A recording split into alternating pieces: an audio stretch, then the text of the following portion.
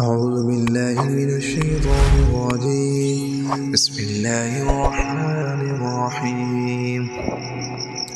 الحمد لله الذي أنزل على عبده الكتاب ولم يجعل له عوجا قيما لينذر بأسا شديدا من لدنه ويبشر المؤمنين الذين يعملون الصالحات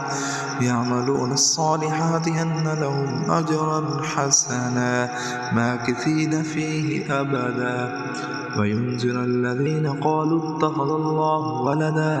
ما لهم به من علم ولا لآبائهم كبرت كلمة تخرج من أفواههم إن يقولون إلا كذبا فلعلك باخع نفسك على آثارهم إن لم يؤمنوا بهذا الحديث أسفا إنا جعلنا ما على الأرض زينة لها لنبلوهم أيهم أحسن عملا وإنا لجاعلون ما عليها صعيدا جرزا أم حسبت أن أصحاب الكهف والرقيم كانوا من آياتنا عجبا إذ أوى الفتية إلى الكهف فقالوا ربنا آتنا من لدنك رحمة وهيئ لنا من أمرنا رشدا فضربنا على آذانهم في الكهف سنين عددا ثم بعثناهم لنعلم أي الحزبين أحصى لما لبثوا أمدا نحن نقص عليك نبأهم بالحق إنهم فتية آمنوا بربهم وزدناهم هدى وربتنا على قلوبهم إذ قاموا فقالوا ربنا رب السماوات والأرض لن ندعو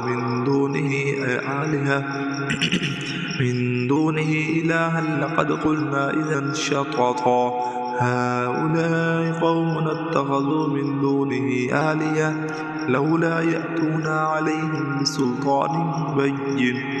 فمن أظلم ممن افترى على الله كذبا وإذ اعتزلتموهم وما يعبدون إلا الله فأووا إلى الكهف ينشر لكم ربكم من رحمته ويهيئ لكم من أمركم مرفقا وترى الشمس إذا طلعت تزاور عن كهفهم ذات اليمين وإذا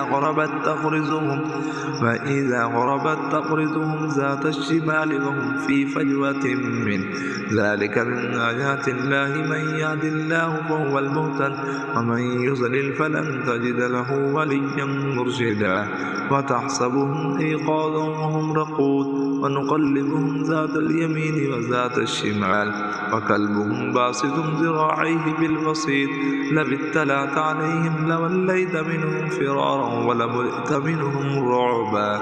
وكذلك بعثناهم ليتساءلوا بينهم قال قائل منهم كم لبثتم قالوا لبثنا يوما أو بعض يوم قالوا ربكم أعلم بما لبثتم فابعثوا أحدكم بورقكم هذه إلى المدينة فلينظر أيها أزكى طعاما فليأتكم برزق منه وليتلطف ولا يشعرن بكم أحدا إنهم إن يظهروا عليكم يرجموكم أو يعيدكم في ملتهم فلن تفلحوا إذا أبدا وكذلك عثرنا عليهم ليعلموا أن وعد الله حق وأن الساعة لا ريب فيها إذ يتنازعون بينهم أمرهم فقالوا ابنوا عليهم بنيانا ربهم أعلم بهم قال الذين غلبوا على أمرهم لنتخذن عليهم مسجدا سيقولون ثلاثة رابعهم كلبهم ويقولون خمسة سادسهم كلبهم رجما بالغيب ويقولون سبعة وثامنهم كلبهم قل ربي أعلم بعدتهم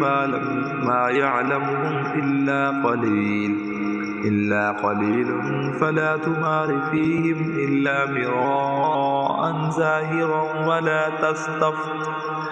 ولا تستفت فيهم منهم أحدا صدق الله العظيم.